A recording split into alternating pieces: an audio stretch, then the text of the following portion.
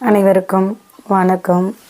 நேற்று 12/8/2026 நேற்று பாப்பாவுக்கு பிறந்த நாளுங்க.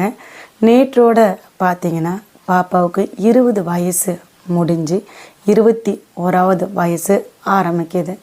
பாப்பாவை இந்த பரதேசி நாய்ங்க நம்மக்கிட்ட இருந்து பிரித்து 1493 நாட்கள் கடந்து போயிடுச்சுங்க. ஆனால் நம்ம வீட்டு குழந்தைக்கு என்ன நடந்தது அப்படிங்கிற அந்த மர்மமாகவே இருக்குது. பிள்ளைக்கு என்ன நடந்தது அப்படிங்கிறது நம்ம யாருக்கும் இது நாள் வரைக்கும் தெரியாமே இருக்குது. அந்த குற்றவாளிகளுக்கு தக்க தண்டனை கிடைக்கும் அப்படின்னு நம்ம அனைவருமே எதிர்பார்த்துக்கிட்டு இருக்கிறோம்.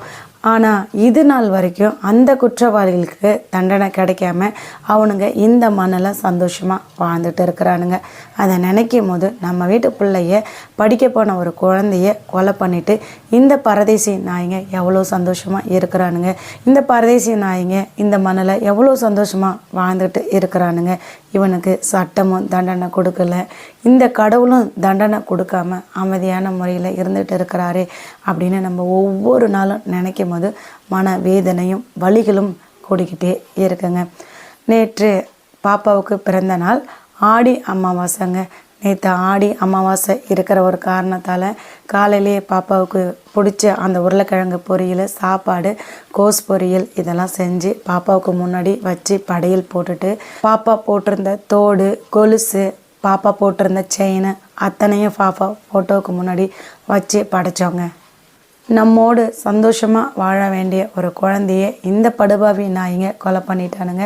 தன்னுடைய பிறந்த நாளுக்கு பாப்பா ஹாஸ்டலுக்கு போகும்போதே பார்த்திங்கன்னா தன்னுடைய பிறந்த நாள் ட்ரெஸ்ஸை எடுத்துக்கிட்டே போயிருந்தா. பாப்பாவோட பிறந்த நாள் ட்ரெஸ்ஸை கூட போட்டு பார்க்க இந்த படுபாவி நாய்ங்க விடலைங்க.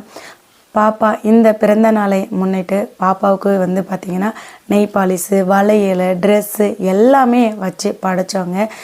பாப்பா நம்மோடு இருந்திருந்தால் எவ்வளோ சந்தோஷமாக பாப்பாவோட பிறந்த நாளை நம்ம கொண்டாடணும். ஆனால் இந்த பிறந்த நாளை பார்த்திங்கன்னா வலிகளோடும் வேதனைகளோடும் கடந்த 4 வருஷமாக பாப்பாவோட பிறந்த நாளை கொண்டாடிக்கிட்டு இருக்கிறாங்க. பாப்பாவுக்கு தேவையானதையும் பாப்பாவுக்கு பிடித்ததையும் வீட்டில் வச்சு படைச்சிட்டு அதன் பிறகு பார்த்திங்கன்னா மணிமண்டபத்துக்கு போனோம். மணிமண்டபத்தில் போயிட்டு மணிமண்டபத்துக்கு தேவையான அத்தனையும் வாங்கிட்டு போயிருந்தோம். எல்லாத்தையும் நல்லபடியாக டெக்கரேஷன் பண்ணி பாப்பாவுக்கு தேவையான அத்தனையும் பாப்பாவுக்கு பிடிச்சதையும் அங்கேயும் வச்சு படைச்சோங்க. நம்மோடு ஒவ்வொரு நாளும் குழந்தை நம்மோடு பேசி சிரித்து விளையாட வேண்டிய குழந்தை வீட்டில் எவ்வளோ அழகாக பாப்பாவோட பிறந்த நாளை நம்ம கொண்டாடணும். ஆனால் பார்த்திங்கன்னா கடந்த 4 வருஷமாக மணிமண்டபத்தில் வலிகளோடும் வேதனைகளோடும் பாப்பாவோட பிறந்த நாளை கொண்டாடிக்கிட்டு இருக்கிறாங்க. நாளுக்கு நாள் ஒவ்வொரு நாளும் வலிகளும் வேதனைகளும் கூடிக்கிட்டே இருக்குங்க. என்ன பேசுறது என்ன சொல்கிறதுன்னே தெரியலங்க. நம்ம வீட்டு பிள்ளைக்கு எவ்வளோ பெரிய கொடுமை நடந்திருக்கு.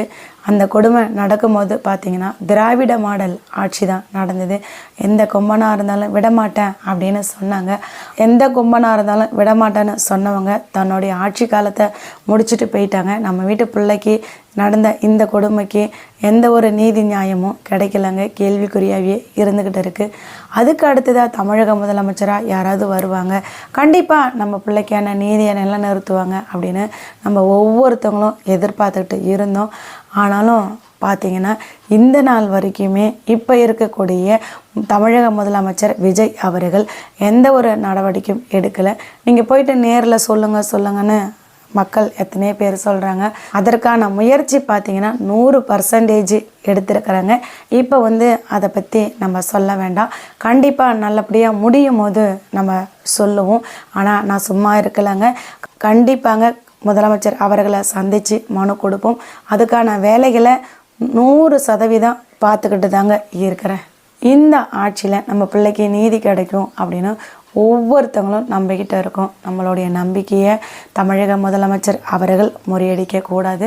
இப்போது பார்த்திங்கனாக்க இப்போ இருக்கக்கூடிய இந்த ஆட்சியில் அமைச்சராக இருக்கக்கூடிய கல்வித்துறை அமைச்சருக்கு நம்ம பாப்பாவுக்கு என்ன நடந்தது அப்படிங்கிறதும் தெரியும். நம்ம சொல்கிறதுக்கு முன்னாடியே இவங்கெல்லாம் போய் சொல்லியிருக்காங்களா என்னன்னு தெரியல. அது மாதிரி பார்த்திங்கனாக்க சட்டத்துறை அமைச்சர் நிர்மல்குமார் அவர்களுக்கும் நம்ம வீட்டுக்கு ஏற்கனவே வந்திருக்காருங்க. எனக்கே இப்போ தான் தெரிய வந்தது. நம்ம வீட்டுக்கு அவர் இதுக்கு முன்னாடி பாப்பா சம்பவத்தப்போ வந்திருக்காருங்க. அவருக்கும் தெரியும். அவரும் போயிட்டு தமிழக முதலமைச்சர் அவர்கள்ட்ட சொல்லியிருக்காரா இல்லை சொல்லலையா அப்படிங்கிறது தெரியல. இப்போ பார்த்தீங்கன்னா சிறுபான்மை தலைவர் அப்படின்னு சொல்லி போட்டிருக்காங்க. யாரை போட்டிருக்காங்க என்னங்கிறது உங்கள் அனைவருக்குமே தெரியும். ஆனால் அவங்களும் நம்ம வீட்டில் நேரடியாக களத்தில் இறங்கி வீடியோ எடுத்தாங்க. நம்மக்கிட்ட வீடியோ எடுத்ததோடு மட்டும் இல்லாமல் யாருமே இது வரைக்கும் பார்த்திங்கன்னா அந்த பள்ளிக்கூடத்துக்கு போனதே இல்லை. ஆனால் நம்மக்கிட்ட வீடியோ எடுத்துகிட்டு அந்த பள்ளிக்கூடத்துக்கு நேரில் போயிட்டு பார்த்திங்கனாக்கா பேட்டி எடுத்து போட்டாங்க. அவங்க தான் பார்த்திங்கன்னா இப்போ சிறுபான்மை தலைவராக இருக்கிறாரு. இவங்களுக்கும் தெரியும். அப்போ நம்ம விஷயத்தை பற்றி தெரிஞ்சவங்க தான் பார்த்திங்கன்னா முக்கிய பொறுப்பில் எத்தனை பேர் இருந்துக்கிட்டு இருக்கிறாங்க. இவங்கெல்லாம் போயிட்டு தமிழக முதலமைச்சர்கிட்ட சொல்லியிருக்காங்களா சொல்லலையான்னு தெரியல. இல்லை இவங்க சொன்னாலும் சொல்லலைனாலும் கண்டிப்பாக சொல்கிறேங்க, இப்படி ஒரு கொடுமையை தமிழக முதலமைச்சருக்கு தெரியாமல் இருக்கவே இருக்காதுங்க. தெரிஞ்சிருக்கும். ஆனால் எல்லாருமே அமைதி காக்குறாங்க. ஏன் என்ன அப்படிங்கிறதான் தெரியல. நம்ம நேரில் போய் சந்திக்கும் போது நமக்கான நீதிக்கு ஒரு வழிவகை பண்ணுவாங்களா பண்ண மாட்டாங்களா அப்படிங்கிறத நம்ம பொறுத்திருந்து பார்ப்போங்க. தொடர்ந்து பயணிச்சுட்டே இருப்போங்க. Justice for Srimathi.